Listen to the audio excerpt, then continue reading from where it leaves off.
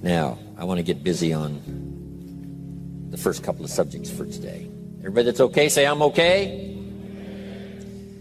Here's the first subject that I've found so interesting, I want to share it with you. Then I want to talk about personal development, the subject that I started listening to age 25 that revolutionized my whole life, from my mentor, Mr. Earl Schoaf.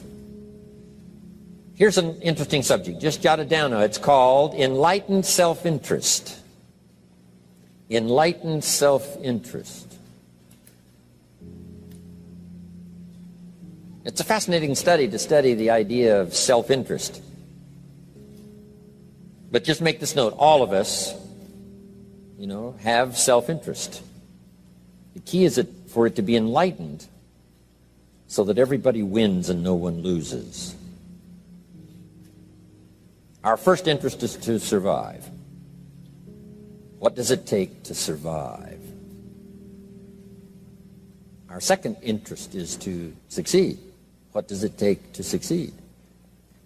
What does it take for me personally to survive and to succeed? Can I legitimately be interested enough in the things that help me both succeed and survive? And here's what I discovered. The answer is yes. It's possible to exercise self-interest, but to do it in such a way that no one loses, everyone benefits. Key phrase. Life was not designed to give us what we need. Life was designed to give us what we deserve. We do not reap a harvest in the fall because we need it. We reap a harvest in the fall because we deserve it. Not necessarily from a moral standpoint. Of course, there are some moral laws as well, spiritual and moral laws. But just the basic laws that simply say if you wish to reap, you must plant. So jot this down. Reaping is reserved for the planters. And the reason they reap is because they deserve it. They're the planters. They deserve to reap.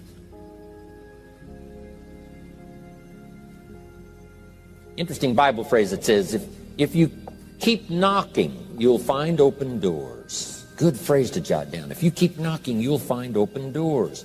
Doors of opportunity. Doors of a chance to meet someone. Doors open for association.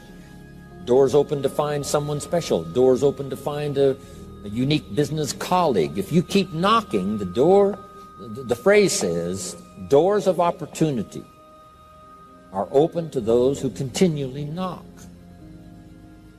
So we don't find open doors of opportunity because we need them. We find them because we deserve them. Only those who knock deserve to find an open door. But the promise is, if you continually knock, you'll find doors of opportunity. It says, if you search, you will find. So make the note, it's good. Finding is reserved for the searchers because they deserve it. Now, at first they may have needed it, but they now know that just needing it is not sufficient. But if they need it, now they must qualify for it. The reason why you're going to be blessed with good ideas this weekend is because you've come searching. You've gotten on an airplane to come searching. Got in your automobile to come searching. You got here searching. Now you're ready to receive. And for those who search, they will find answers. They will find plans, imagination to stir yourself into action for future benefit. So if you search to find a good idea, you must go looking, go searching. You've got to go to church. You've got to go to class. You've got to go to the seminar. You've got to go to the library. You've got to go to the books if you wish to find. Rarely does a good idea interrupt you. Rarely. But if you will search, you will find. So we get not what we need, but we get what we deserve. It says if you ask, someone has an answer. If you keep asking, the answers belong to you, because by virtue of asking, you have qualified. So we don't get what we need, we get what we deserve. The mother on welfare should be taught in some small manner that hopefully she can begin deserving the welfare check. Not getting it because she needs it, but now starting to get it because she deserves it. If the welfare worker says to Mary, Mary, I brought a bucket of paint and a paintbrush, and the next time I come, if the door is painted and the fence here in front is painted, I give you the check for $450. Not that painting the door and painting the fence is worth $450. It's not worth that much, but it is the beginning of the process. So make that note. I want to begin the process of deserving. What would that be? What process should I begin engaging in to deserve good health, to deserve a good relationship, to deserve prosperity, to deserve an enterprise, to deserve the opportunity to build a city? What must I do to begin the process of deserving? So now the welfare worker comes back and the door is painted and the fence is painted, and now Mary gets the $450 to help take care of her children, not because she needs it, but because she's beginning to deserve it. Then the welfare worker thinks of some other project. She said, Mary, if these weeds are gone and this little garden is cultivated, when I come back, now that the door is painted and the fence is painted, if the weeds are gone and this little garden is cultivated, you get the $450. And step by step, a new life is emerging, learning the process of deserving it, not just needing.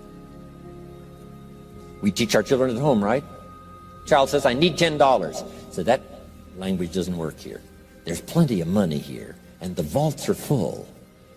But to say I need $10 is not how you open the vault. So the child says what? Wow, how can I get that $10 that I need? So here's what they learn to say. How could I earn $10? Now the vault opens up. Now the money starts to flow. How could I earn $10? What could I do to earn the money? Not to get the money because you need it. Maybe you need the money. That's, all of us have needs. But here the key is to figure out how to open the vault, how to open the bank, how to open this unbelievable flow of resources to come our way. And here's the key: to deserve it, not to need it. You can't walk out to the field and say to the field, I need a crop. Here's what the field says. Here's what the ground says. Who is this clown that brings me his need but brings me no seed? So jot that down. Take your seed to the marketplace, not your need. Don't disclose your need to the marketplace, only your willingness. We'll talk about that a little later today. Because the marketplace is not interested in your need, but they are interested in your seed. They're interested in your willingness to work. They're interested in your disciplines. They're interested in your eagerness. They're interested in your vitality and your work ethic. That's what the marketplace is interested in.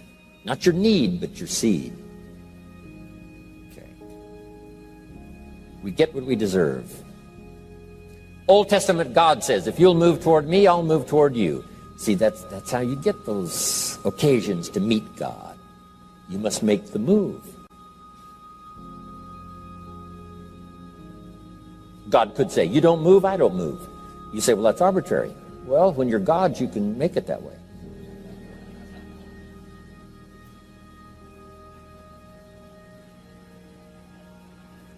So, the law says if you wish to receive. Now let's talk about enlightened self-interest. If you wish to receive.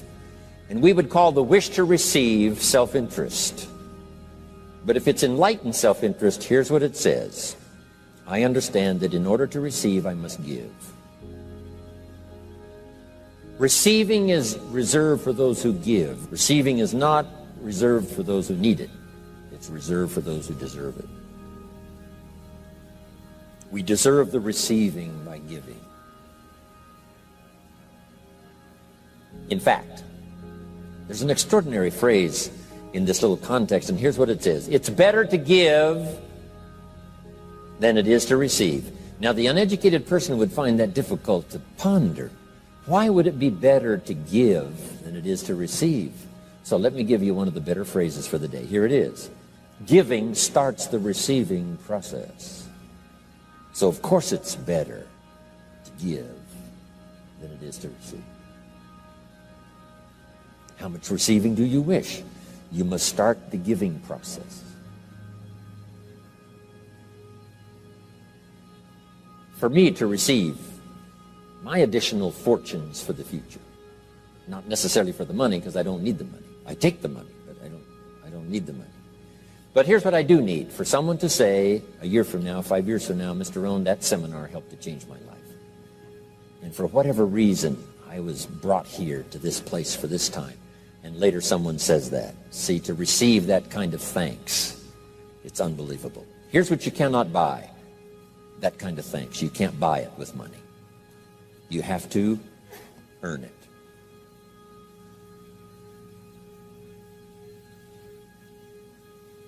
Now, let's expand a little further now. It's called the law of riches and wealth.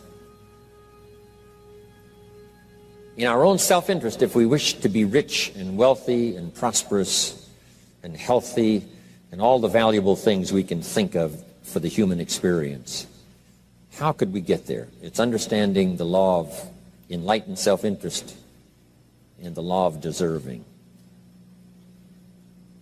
The question was asked in the Bible, how can we be great? What is the key to greatness?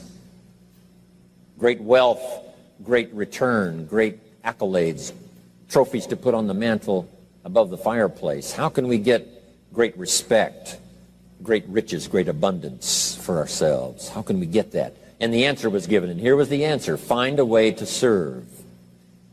Find a way to serve the many.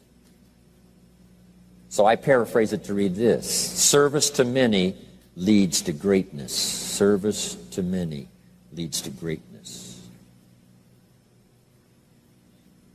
Someone says, well, about the best I can do is take care of myself.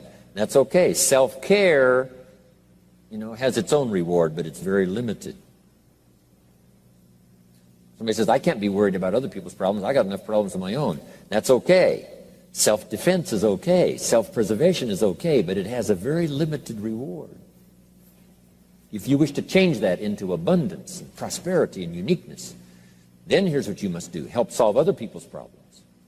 Help find answers for someone else, not just for yourself, but for someone else. And in that kind of service, you now begin the process of greatness.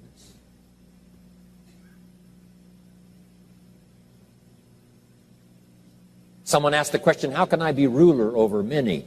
How could I manage a lot of people? How could I be the leader of a vast movement or enterprise? Here was the answer. Nothing wrong with that wish. We call that self-interest of the highest kind. Wishing to be the manager, the ruler, wishing to be presiding over many people. Here was the answer. Be faithful when the amounts are small. Be faithful when there's just a few. Be disciplined when there's only a few. That starts to entitle you to someday be ruler over many.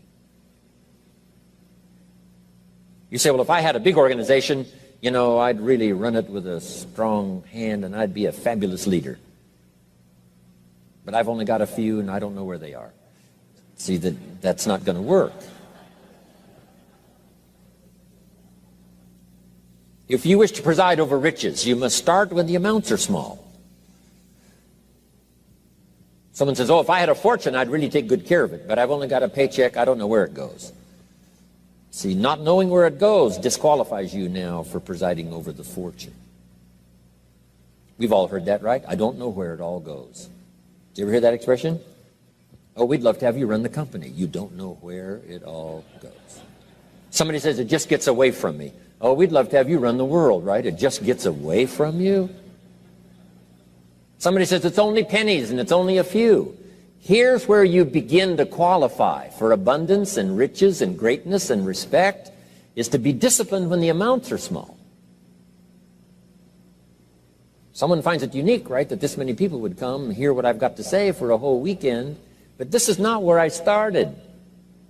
I started with just a few, but I was so on fire with the few, trying to translate for them in my awkward ways back then what had happened to me. My life got changed, my income got changed, my health got changed, everything got changed for the better.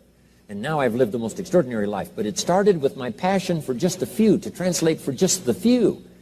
Someone says, well, there's just a few here, you know, does this meeting matter when there's only a few? And the answer is yes. Jot this down. You never know who's in the audience, whether it's a few or 1,000 or whatever. But you got to be faithful when there's just a few. Tell your story when there's just a few. Be just as passionate about ideas that can change someone's life when there's just a few. Now you begin. You're not fully qualified, but you begin the qualification to someday speak to many. Someday preside over a vast crowd. Someday be the manager or the leader of millions. It starts in those early days to deserve it. Now, jot this down. Also give yourself a chance to change. Some things I held on to that I thought this was it, this was it. I'm telling you, after a while I gave it up, found out it wasn't it. So give yourself a chance to change. Refine your philosophy. Refine your direction. If you'll give yourself a chance to do that, here's what will happen down the road a ways. A new door will open that you haven't discovered before. Give yourself a chance to change. Reevaluate.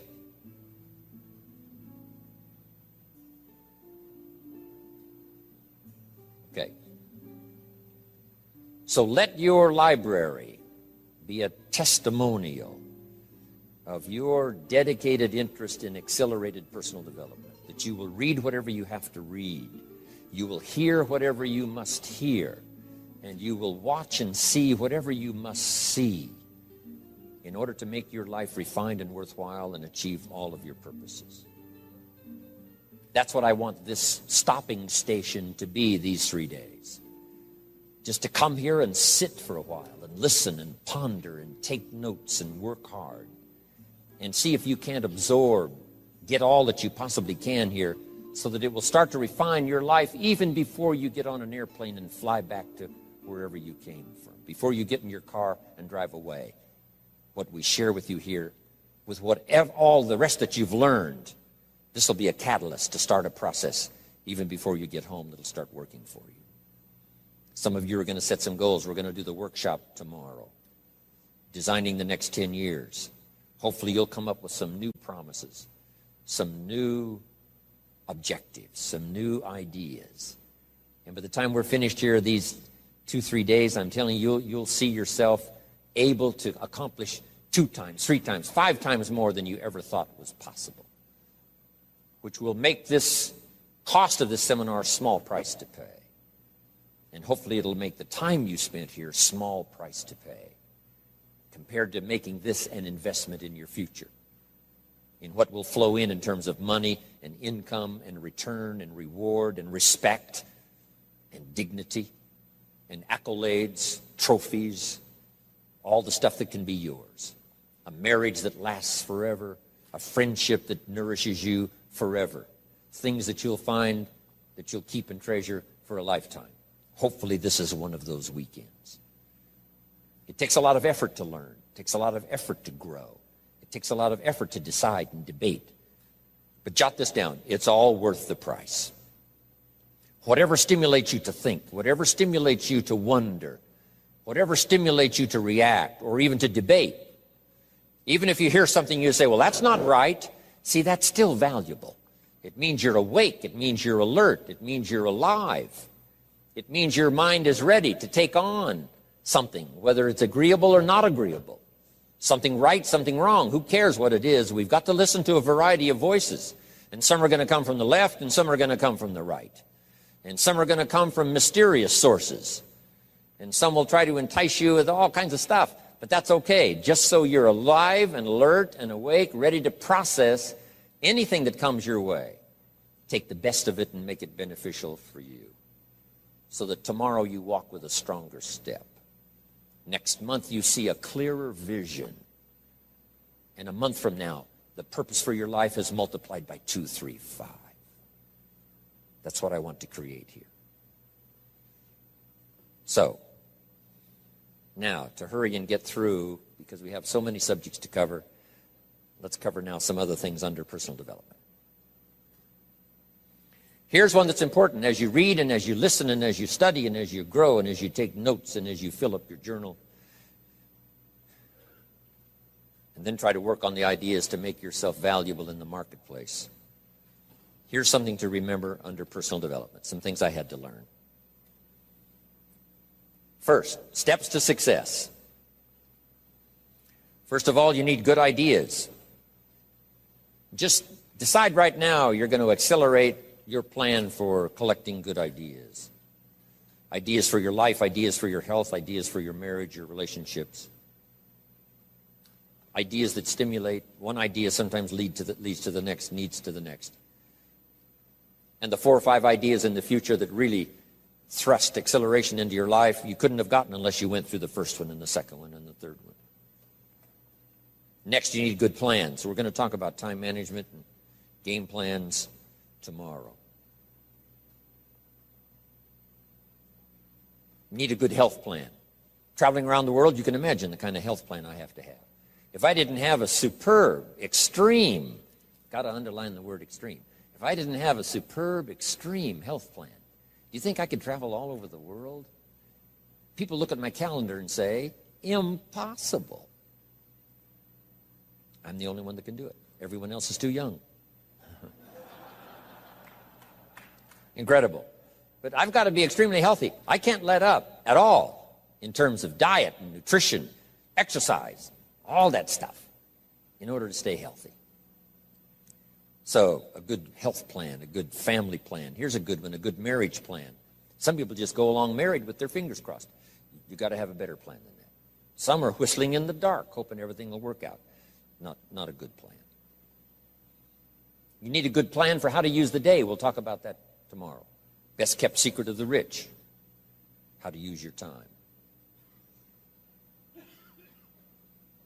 A good plan to meet the right people over the right amount of time to stimulate your life. You need a game plan for lifestyle. We'll talk about that later. So to succeed, we need good ideas and good plans. Here's the next. We have to learn to handle the passing of time. Because all of this takes time to learn, to grow, to change. Getting through the seasons takes time. The spring has a certain amount of time. The summer has time. The harvest has time. The winter has time. Learning to handle the passing of time. Jot this down if you're involved in business. You've got to give your project time. You've got to give your people time. Give people a chance to learn, chance to grow, chance to change. One of the great requirements, especially in such an industrialized, busy, mad, dashing society, and that is to have people patience. First, we exercise it with our children and our family. Getting people to work together, got to have patience, even with your family. If you're involved with independent people, it's a challenge. It's like herding cats, trying to get them to work together. Herding sheep is easy. They very quickly get going the same direction. But try herding cats. It's like your children. Different ages and different personalities and different opinions. To get the family all going the same direction, kind of working together to make things work, I'm telling you, it is a challenge. But if you'll have some patience, you can do it. Now, here's the big one, to have patience with yourself. Give yourself time to learn. Give yourself time to understand good ideas. Give yourself time to make changes and then grow into those changes. Give yourself time to refine your personality to fit the business, whatever business you're engaged in. In some you may have to speak up a little stronger, and some you may have to calm down just a little bit more. Just learn to refine your personality and your temperament to suit. All of us can do that, but it takes time. Have patience with yourself. We had to do that from the beginning. Learning to tie the shoestrings of your shoes. If you tried a couple of times and says, I'll never learn this, it's over. Say, no, you can't go through life with your shoes untied. Come on. Some people, maybe it happens for them a little quicker than others. Some people get the hang of it almost overnight. Someone else, it takes a little longer. If it takes you a little longer, have patience with yourself. Because patience has its own reward. Patience is a virtue of the extraordinary kind. We have to have patience with our employers. We have to have patience with government officials. You've got to have patience with IRS. You've got to have patience with the Army. You've got to have patience with the FBI. Here's a good thing to remember while you're exercising patience. Usually enough good people will finally make it right. You just got to jot that down. Usually enough good people will finally make it right. Not everyone in the community is going to toe the line and do the moral thing. But let me tell you what, most will. That's how we create a society that we can live in. Most will. Every teenager will not obey all the rules and regulations and live a model life. Not everyone will, but jot this down. Most will. Enough will. When the good Lord recruited 12, not every disciple, not every one of the 12, but it was enough of the 12 to start a movement that's lasted for 2,000 years. Not everyone, but enough will. There's only been a couple of exceptions to that rule. One was the story of Sodom and Gomorrah. God was going to destroy Sodom and Gomorrah for their evil ways. Abraham had a friend that lived there. And Abraham implored and said, God, if I can go to Sodom and Gomorrah and find 50 righteous people, will you spare the city? And God said, Abraham, you've been such an excellent friend of mine. Yes, I'll spare the city if you can find 50. So he searches the city, can't find 50 good people. Comes back and says, Lord, would you take 40? God says, Abraham, for you, come on, I'll do it. If you can find 40. So he searches for 40, can't find 40. And he comes back and says, would you take 30? Good Lord says, Abraham, only for you will I reduce it to 30. Can't find 30. Can't find 20. Abraham said, this is my last request. Would you take 10? God said, only for you, Abraham. So he went searching for 10, and you know the story. Couldn't find 10. That's the exception to the rule. So he said, Abraham, get your friend Lot and his family out of there because the end has come. But that's the exception to the rule. So jot down the general rule. Most will. In a civilized society, most will obey the rules. In government, most will. Not every senator will, but what? Enough will to build a stable government and a future. Not everyone in the armed forces will, but enough will. Not everyone in the community will, but enough will. Not every teenager in this high school will, but I'm telling you, the most will. And that's how we survive in a civilized society, because most will. And that's a good feeling to know. Most will. Okay. So have patience. Next, under personal development, is learning to solve problems.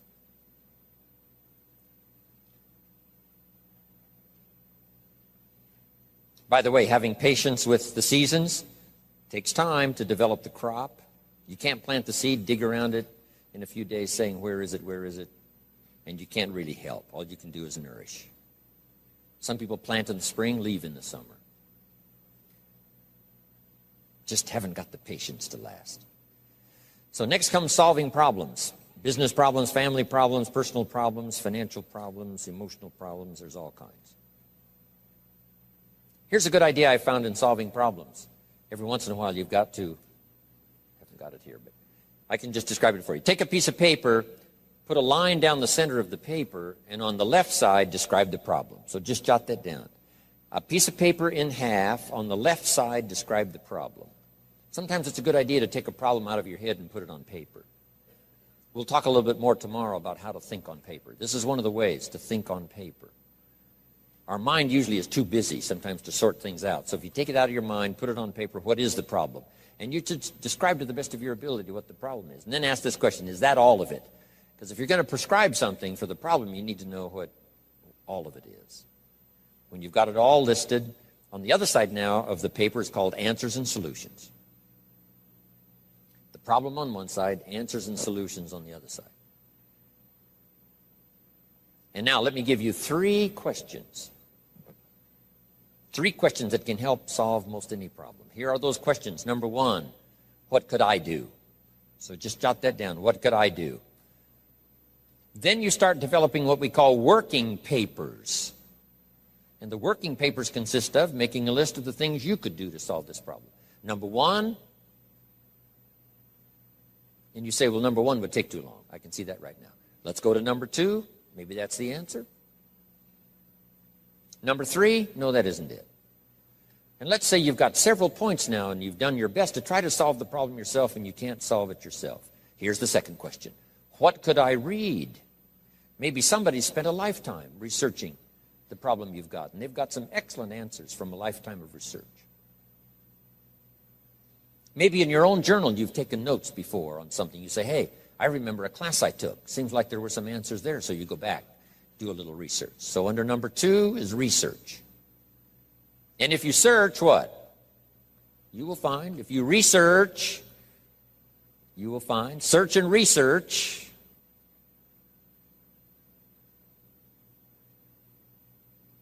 Now, research as soon as possible, because if the problem is severe, you don't want to wait till too late. My friend Kenny comes to me and says, he just lost a beautiful lady, fabulous lady. They got a divorce. She was really something. Then after his divorce, he comes to me and says, you know, it's over. But he says, you know, something strange. He said, I found a book in my own library that I think would have saved my marriage if I had read it before my divorce. And it was a book entitled How to Live with Another Person. He said, I should have read that book a long time ago. He finally read it, but it was a little late. It's like reading a book on nutrition after you've had a heart attack, right? I mean, that's good. That is good. But gosh, it's so much better to read it before. Spare yourself the agony and the lost time and maybe the loss of your life. Now, if you tried to solve it yourself and you can't solve it and you've researched and it doesn't seem like you've got the answer, here's number 3. The third question is, who could I ask? Is there someone around me that might have the answer to my problem? Now, under that, put this. Don't ask first now. Try to solve it yourself. Develop some working papers. What you think you might do, that still isn't it. Here's some books I've read. This guy's crazy. This guy, no answers. Haven't got it. Now I ask. But if you now can show your working papers to who you ask, you can't believe how swift the answer will come. All of us have heard this, but let's remind ourselves one more time and put it in your notes. We all love to help people who, first of all, try to help themselves. Back to the philosophy of deserve. I've tried to work it out, haven't got the answer. Maybe you can help me. Somebody is very willing to help you if they know you've tried first to help yourself. It works that way with our children, right? My daughter Linda, before she got married, used to travel a lot. She comes to me and said, Daddy, I'm headed for Thailand. I said, wonderful. She said, I've saved up my money. I said, fantastic. She said, I've got $1,000. I said, wonderful. She said, the kids wanted to go here, wanted to go there. I didn't go. They wanted to buy this, wanted to buy that. I didn't buy. I got my money put aside, $1,000. I said, Linda, unbelievable. You must be my daughter. That's fantastic. Now, she said, to make the trip, I only need a couple of thousand more. An easy 2,000, right? But she knew she couldn't get the whole 3. But she knew that if she worked hard to the best of her ability and put that first 1,000 together, the next 2 was easy, right? Okay. So, develop your working papers. Do your best to solve problems. Here's why you try to solve it on your own first. You need the mental and emotional muscle. You need the discipline. If you just quickly go to the answer, somebody that's got it, now you're not developing the muscle. You're not developing the discipline to solve your own problems, because there may come a day when there's no one else to ask. So you need the rhythm of learning, the rhythm of trying, the rhythm of seeing if you can do it first to build the emotional, mental muscle.